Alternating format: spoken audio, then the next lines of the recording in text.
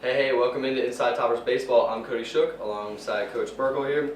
We've got a lot to talk about today, so we're going to jump on it here. Player of the week for the past 2 weeks, because we didn't have a show last week, is DJ Busby. He had 16 hits in 8 games, 4 RBIs, 2 doubles, 3 walks, and 2 stolen bases. Can you touch on him? Why didn't we have a show last week? Because we had games Tuesday, Wednesday, and we normally film on Tuesdays, so we were busy. So that's your fault. Anyway, DJ, yeah, he's on a roll again. I still don't think that he's in end of the year form yet, but somehow he keeps sneaking balls through the middle or through the right side, and I think he's getting up close to almost 50 some hits already. So his average is up there, and I still don't think that he's really caught fire yet. So we haven't seen the best from him yet, I don't think. Alrighty, then pitcher of the week was Justin Retzer. 6 innings of relief pitching against Ashland, no earned runs, 3 strikeouts, and 2 walks, and he got the W on the mound. Can you touch on him? Yeah, I mean, after, he had a really poor showing beginning of the year and then a slight injury. So it was kind of a comeback and welcome back for him, and it's nice to see him because we're going to need him in the bullpen when he's got some velocity. Now, if he can mentally stay in the game, he's going to be very effective for us. Alrighty, and then, so we swept Charleston for the 3rd straight season in a row with 2 scores of 5-3 and 9-2 because we did two game series like a month apart. So can you touch on them, how they are, and what it's like to beat a team for 12 straight times? Well, I didn't know that it was 12 straight times. You guys may know that kind of stuff, but Charleston's, they're rebuilding. Coach Wright, he said, you've seen us 4 times now, what do we need to do? And my answer to Coach Wright was, they just don't know how to win yet. They're going to, trust me. And he made the comment to me, we're going to figure it out. So I wouldn't be surprised if they slide into that tournament spot at either 2 or 3 because they're going to start beating some people pretty good here. Pitching was fine for them. I think they're just trying to figure it out. And as far as us having their number, I mean, that's the game of baseball. I don't know. Look at all the schools that have our number. Glenville, we can't find a way to beat. State comes into our barn here, beats us. So, we have a losing record at home right now. So. And then we swept Ashland once away, once at home with scores of 9-8 and 7-3. Can you touch on their program, how we had their number, and we hadn't played them before? So, what was that about? Again, it's just our midweek pitching was probably just a little better than theirs. I mean, they're a good team. They're going to compete for a regional spot. They were close to moving on to the World Series last year. I'm not sure what they lost to graduation last year, but they're still a good year in, year out program, and those are 2 good signature wins for us. And it's good to see our midweek pitchers come through, guys that we can now depend on in relief on the weekends.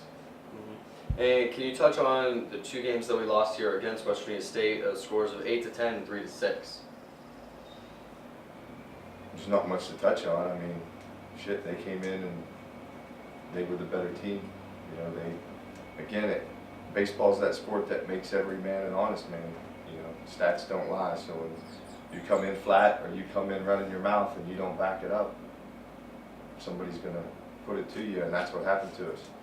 They come in here, they come into our barn, nice crowd, and they win 2 games, get in the van, and get the hell out of town. I mean, that's what they're supposed to do.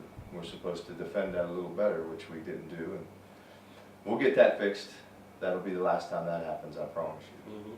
And now we just played Notre Dame over this past weekend where we split with them in a 4-game set. All the games were pretty close other than the one game that was 11-3. The last game, Meyer hit a grand slam and basically kind of won the game for us because we gave up 4 runs late and we ended up winning by 2. Can you touch on them and their program? Oh, Notre Dame's always good. I mean, they always have strong pitching. From what we saw in Game 3 with Jake Welch, when he gets ahead of you, he knows how to pitch when he's ahead, and he really put it to us. And I give the kid a lot of credit because he's coming back from an injury. He had some bad outings beginning of the year, but he really put it to us. I think we only had 3 or 4 hits against him, and for some reason when he got ahead, our guys couldn't make the adjustment to that slider and changeup he was throwing. And there was times he was throwing it out in front of the plate and still getting guys out. So I mean, he did an excellent job, and their pitching is always good. Coach Burkle at Notre Dame a non-relative of mine, but he does an excellent job with his pitchers, and Len's one of the fun coaches to coach against. He gets it. He knows that we get it. He knows that our guys don't necessarily like each other, but it's the game of baseball, and that's the way it's supposed to be. So, series with Notre Dame's fun, and anytime you split with them, it's good. Yeah, because last year we lost 4 out of 5 games against them, so I guess it was good to get to split with them this year. As a team, can you touch on our batting? We're batting .294 as a team with 5 guys over 300 and 1 guy over 400, being DJ Busby. Can you touch on the hitters right now? I think offensively we're fine. I'm still waiting on 2 guys in that everyday lineup to snap out of a slump or whatever you want to call it, but you know, we're going to get them through that. You know, with Jackson and Haddix, we're going to get them through that and get them to where they need to be with 19 games left.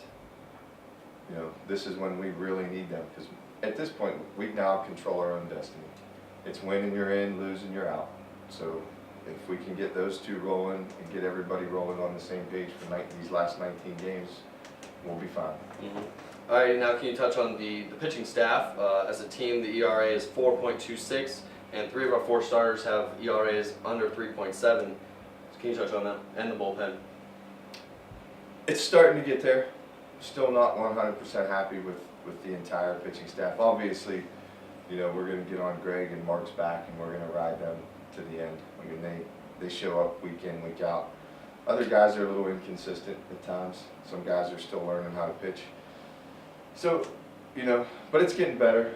Our walks are starting to come down, our free bases are coming down. So now it's, you know, for us last weekend in game 3, we were getting ahead of batters, but we were giving up 0-2 hits. So we were just a little too pretty 0-2, that's all.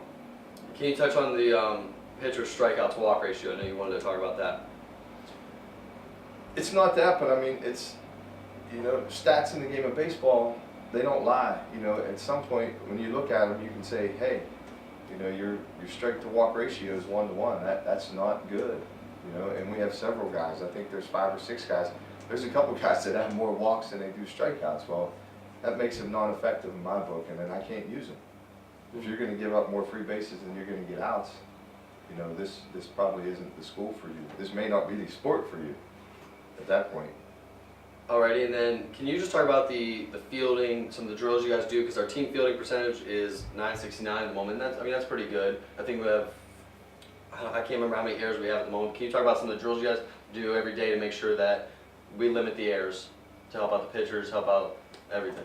Well, they're supposed to be doing their ball handling drills on a day-to-day basis. I don't know that that's still being done at this point in the year. But I told the infielders the other day, with 19 games left in the year, leading the conference in fielding percentage, leading the conference in double plays, that's the goals that we set. As the infield coach, those are goals that I set for them to achieve.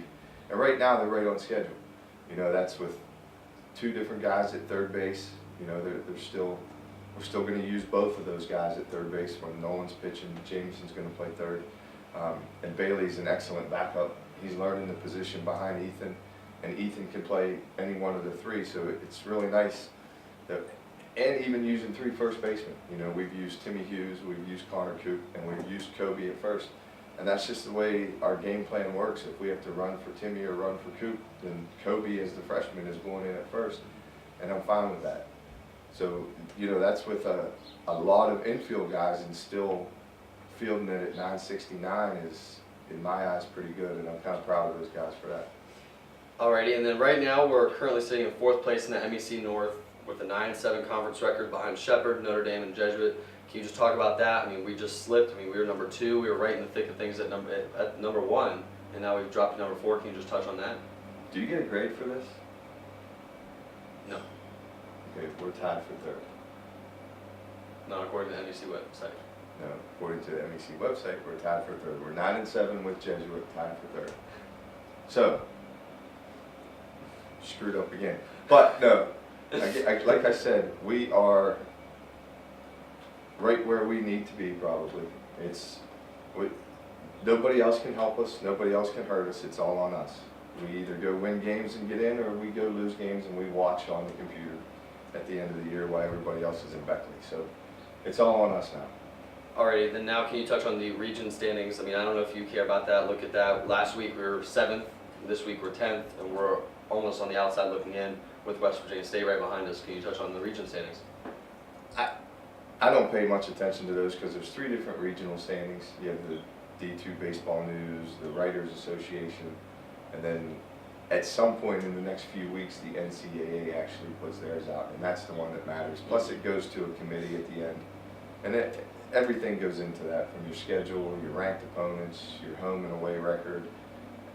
So, at this point, I don't look at that. For us, the goal is to get into the tournament, and if we don't get into the tournament, that regional means nothing anyway. So, it's not that big a deal for me at this point, anyway. Okay, and then this upcoming weekend we play at Urbana, and they come into the games with a 10-21 record overall and 5-11 in the conference play. Can you touch on their program? We didn't get to play them last year, so we don't know much about them. Can you touch on them? Well, we know they're going to swing it. You know, from looking at their numbers, they're going to put some runs on the board. They're going to put some offense together. But not seeing them last year, knowing what they lost to graduation, I don't know a lot about them. I know Coach Goldschmidt's going to have them ready to play though, and he realizes that with 4 series left, this is probably a big weekend for him with us coming in playing in their barn. So he's got some catching up to do from the bottom of the North Division. So we have to go up there and take care of business because that's what I'm sure that's what his plan is. You know, this is a big weekend for him because we're starting to run out of weekends. Mm-hmm. And they come into it with a 3.01 batting average and a team ERA of over 7.5. So I mean, they give up some runs, but they also swing it, like you said. And then on the this year we're 11-3 in road games and 5-6 in home games, which is pretty different from last year where we were 12-6 at home and 11-9 away. Can you touch on why do you think that is? What's going on? No, I can't. I mean, we've always been pretty good at home. I can't explain it. I think since I've been here, that's the first time we've been swept twice at home with the Glenville and the State Series. So I can't explain it. I mean, it's been muddy, it's been wet, it's been miserable, and sometimes possibly my attitude could rub off on you guys because I'm sick of playing in the mud. I'm sick of shoveling sand and dirt and doing everything to try and get a field ready. To me, it's easier for us to pay the money and go to Washington at this point. But as far as playing at home, I can't explain you guys. You know, with the attendance numbers, you guys lead the conference in attendance. You have good home crowds, and then you drop the ball at home. So I don't know. Alrighty, well, that'll do it for this episode of Inside Toppers Baseball. Be sure to follow us on Twitter @Toppers Baseball for live updates on games and when we'll be posting new YouTube videos.